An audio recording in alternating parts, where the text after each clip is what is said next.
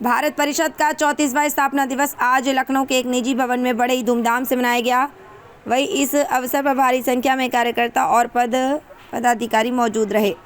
कार्यक्रम की शुरुआत दीप जलाकर की गई थी। साथ ही वहीं इस अवसर पर आए हुए अतिथिगणों का सम्मान तो देकर किया गया। वहीं भारत परिषद के राष्ट्रीय अध्यक्ष पूर्व न्यायाधीश चंद्रभूषण पांडे ने कहा कि हमने विषय चुना है जात न्याय आंदोलन। कहा कि सबकी जाति हिस्सेदारी और भागीदारी होनी चाहिए। कहा कि अभी तक अगली पिछली जाति को लेकर आरक्षण की व्यवस्था चल रही थी, वहीं कई ऐसी जातियां हैं जिनको लाभ नहीं मिल रहा है। दलितों में 63 जातियां हैं जिसमें कुछ जातियों को लाभ नहीं मिल रहा है। वहीं हमारी मांग है कि अगली पिछड़ी जातियों को समाप्त किया जाए। जिस जाति की जितनी जिम्मेदारी है उनको उनके हिसाब से नौकरियां दी जाएं। सभी जातियों के साथ न्याय होगा, ये हम मांग करते हैं। वहीं हमें आंदोलन करेंगे, जिन जातियों को न्याय नहीं मिलेगा उनकी आवाज़ उठाएंगे। लखनऊ से इकबाल अहमद की रिपोर्ट।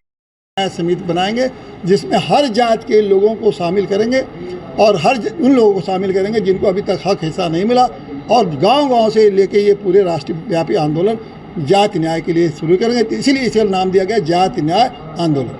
सर, क्या लगता है कि जो है मतलब जी ये जो न्यायालय की बात आ रही है, जो सबकी बात आ रही है कि जो है जनगणना होगी, जनगणना शुरू हो गई है, उसका नोटिफिकेशन जारी हो गया है और ये बहुत जल्दी आने वाली है। ये भ्रम में न रही है, ये भ्रम ने इसलिए नहीं रही है कि पूरी तरह से राजनीतिक खेल है, खास करके मोदी जी का राजनीतिक खेल है। मैं तो कहता हूँ राजनीतिक जनता के साथ मोदी जी बहुत बड़ा धोखा करने जा रहे हैं। इसलिए हम समय के पहले हम लोगों ने इसे सचेत कर है जनता से, समझ लीजिए कि आपके साथ धोखा न हो जाए। और अगर ये जान लीजिए कि अगर जाति जनगणना के साथ धोखा किया गया तो जाति संघर्ष होगा, इस देश में बचा पाना मुश्किल होगा, देश विखंडित हो जाएगा।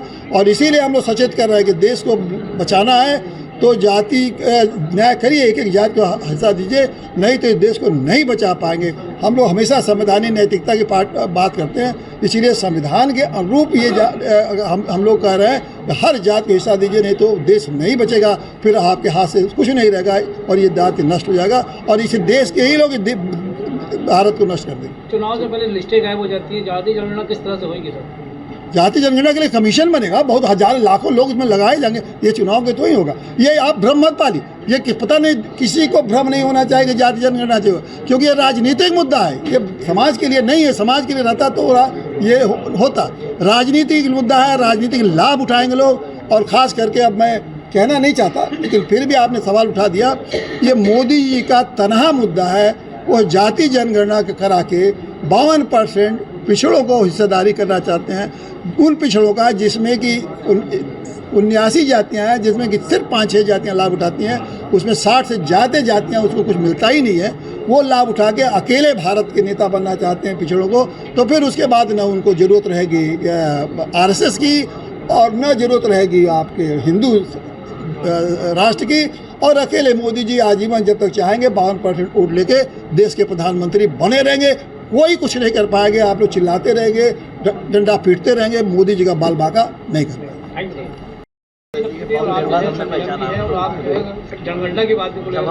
कैसे देखते, क्या कहना चाहेंगे? जो भारत परिषद का ये 34वां स्थापना दिवस है और इसमें हम लोगों ने जो विषय चुना है वो है जाति न्याय आंदोलन। सवाल है कि जाति न्याय है क्या, ये आप लोगों के अंदर, सबके अंदर उत्सुकता होगी। तो जाति न्याय का मतलब है कि प्रत्येक जाति को भागीदारी और हिस्सेदारी होना चाहिए, उसको हम लोग कराएंगे। उसका आज हम लोग संकल्प ले रहे हैं। प्रत्येक जाति, अभी तक जो व्यवस्था चल रही है वो अगड़े पिछड़े और दलित के आधार पर वर्गीकरण किया गया है और उसके हिसाब से आरक्षण देके और वो व्यवस्था चली जा रही। उस आरक्षण की व्यवस्था से ये हुआ है कि सभी वर्गों की, कुछ बड़ी बड़ी जो जातियां हैं, 3-4 हर वर्ग में, चाहे अगड़े की 2-4 जातियां हो, पिछड़े की 2-4-8-10 जातियां हो, दलितों की कुछ 4-6 जातियां हो, सारा का सारा लाभ यही जातियां उठा रही हैं। जबकि तमाम सैकड़ों जातियां हैं हर वर्ग में जिनको कि लाभ नहीं मिल रहा है। उदाहरण के लिए आपको बताऊं कि पिछड़े 79 जातियां हैं, जबकि उस पिछड़े 79 जातियों में से मुश्किल से 7-8 जातियों को लाभ ले रही हैं, सारा का सारा लाभ ले रही हैं, वही नौकरियों में जा रही हैं, और विधायक एमएलए एमपी ग्राम सभा पंचायत सभा सब वही जा रहे हैं। उसी तरह दलितों में भी 63 जातियाँ हैं, लेकिन 2, 4, 6 जातियाँ ही उसका लाभ उठा रही हैं। तो ये जो व्यवस्था है ये घोर अनैतिक व्यवस्था है, ये घोर दमनकारी व्यवस्था है, शोषणकारी व्यवस्था है और संविधान के खिलाफ बिल्कुल असंवैधानिक व्यवस्था है।